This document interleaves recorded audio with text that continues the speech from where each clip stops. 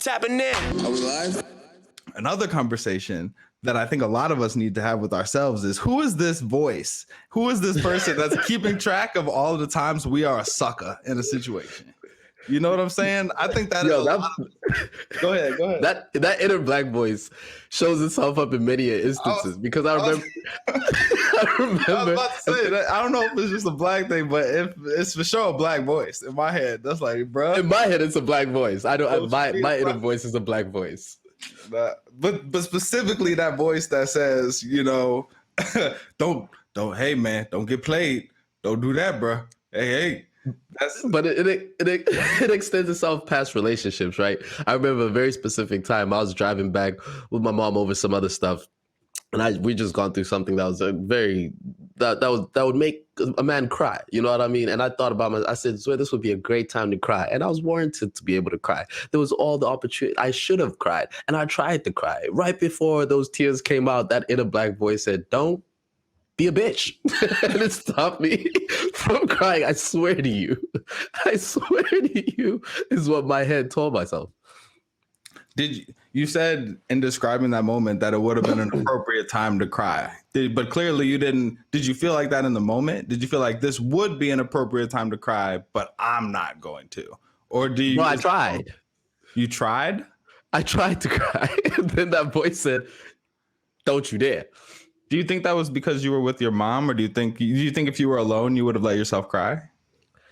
Dude, listen, as black men, we've been conditioned. And that comes right back into what we're talking about with texting exes, right? Do I think I'm by myself now and I'm still not letting myself have those texts? And that's the type of person I am, right? If we break up, no cap, I'm not texting. Right? If we split, I'm not going to text back. I'm not hitting back up. I'm not following up. I'm going to stalk from a distance. Wait.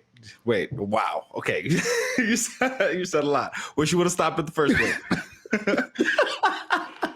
But yo, you said you're not gonna. You mean you're not gonna text first? You said you're not gonna text back. Do you mean you're not gonna text first?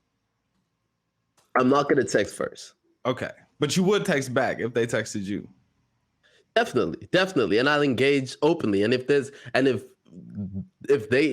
let's say the other person takes the initiative to open up room for that conversation, then I'll go forth. But will I take it upon myself to be the person that does that? No, man, there's women that I love that I still haven't texted in years. That's on ice. That's on ice. Yeah. So what is I'm going to switch the word up for your sake and mine and the pods. What does monitor from a distance mean?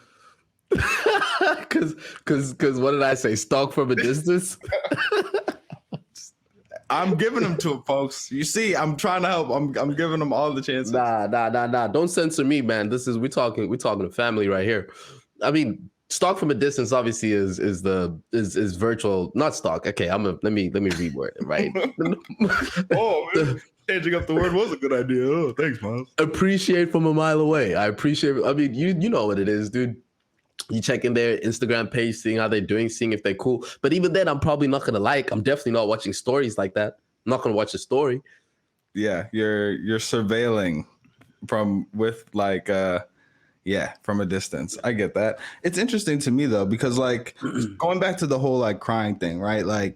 As a dude, yeah, I could see with another person in the car, my mom, my lady, even my pops, my little brother, I might hold back them tears, right? I think but I've been riding in the whip just listening to music that's really hit me, and then boom, just start crying, listening to Kanye West, crying listening to Meek Mill. You know what I'm saying? Really, and I'm aware that it's something that's built up. I'm aware that I've been carrying whatever it is, and it's coming out because I really connect with music and something about riding in the car. But I allow myself to cry in those moments. So I'm interested by that aspect of would you have let yourself cry? And you related it back to the conversation of texting, saying my inner voice polices me so much that I wouldn't respond in that way.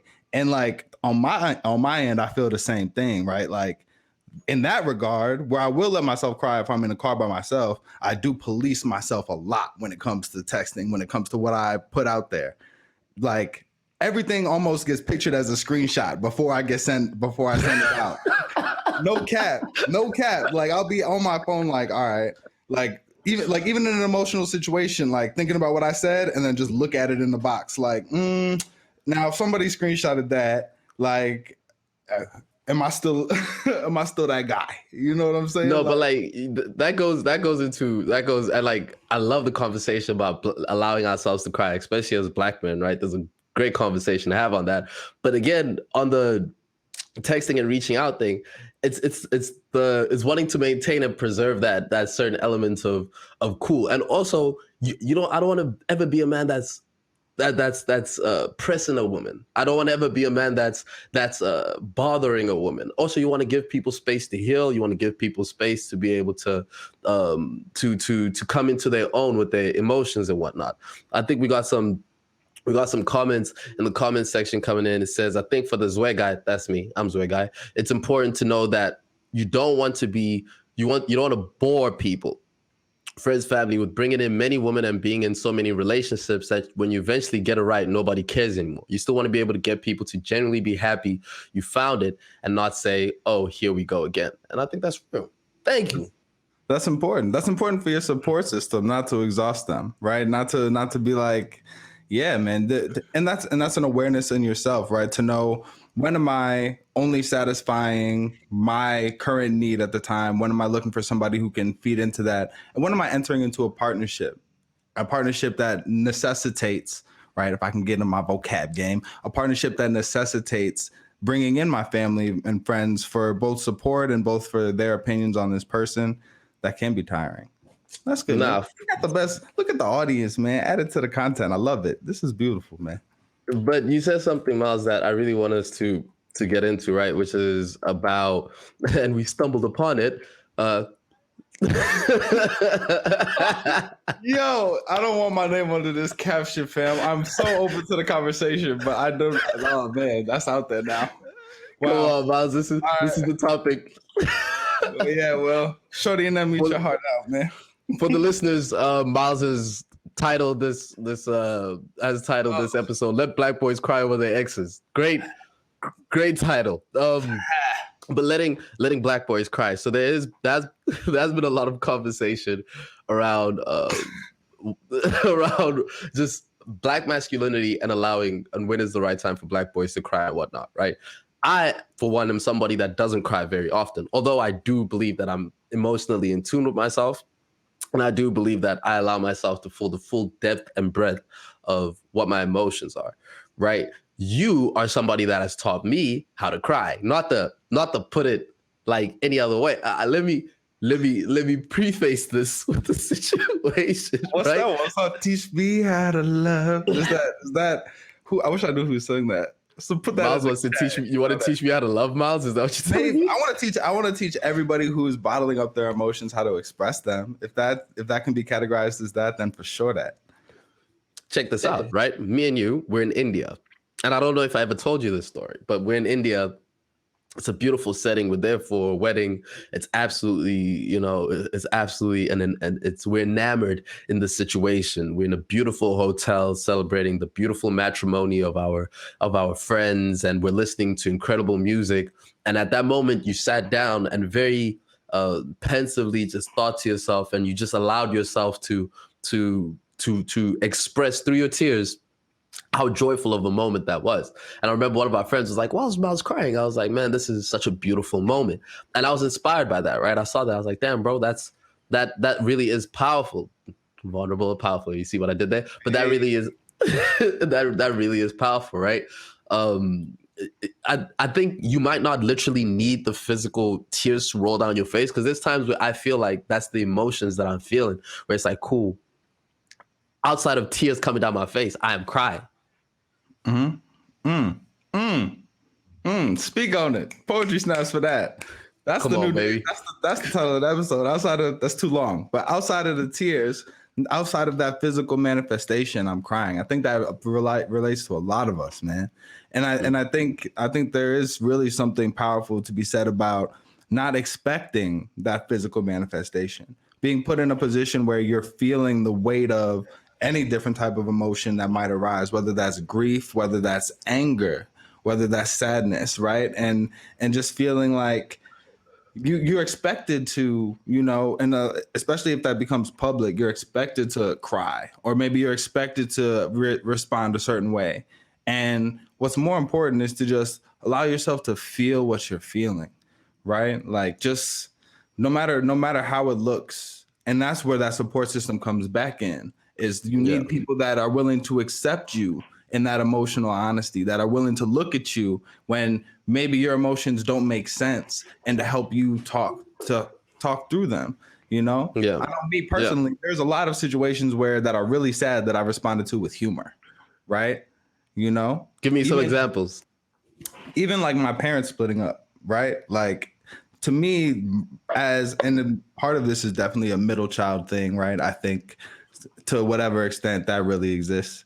But there was definitely a time when I felt like, I was the one who was supposed to be the, but we'll be fine. We'll, like, the glue in a certain sense. And I think part of that is always making light of things, trying to find the silver lining, and trying to convey that in a way that makes people want to smile or laugh or see that brighter side of things. And you have to still, and my lesson in that was that I still have to find space to internalize whatever sadness I might be feeling about that, right? Whatever hurt. Because there's nothing wrong with, reacting with humor, but if you're not really addressing what's going on, then that's when it's a problem. With the reacting off of humor thing, right?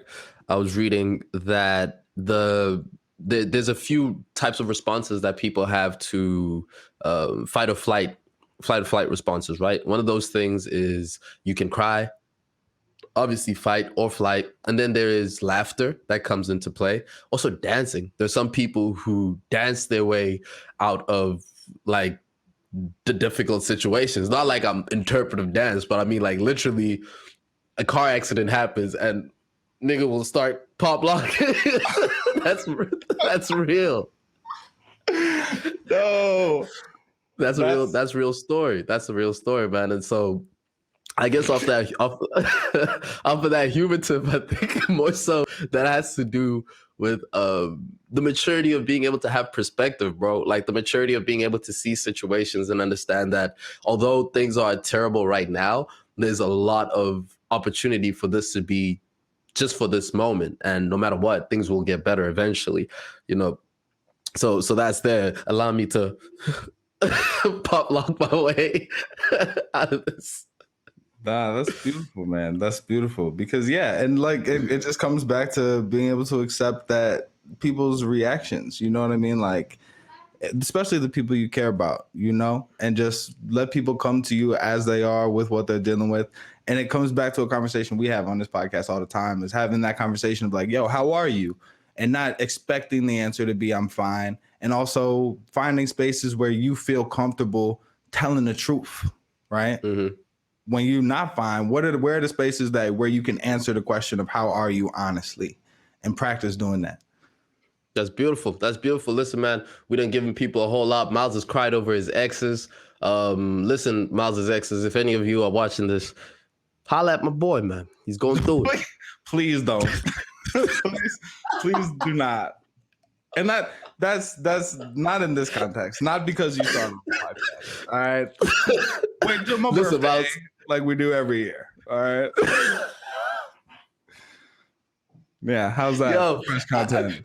One of these days we'll have to talk about why birthdays and Christmases are dangerous for relationships. But Miles, we have a show to go.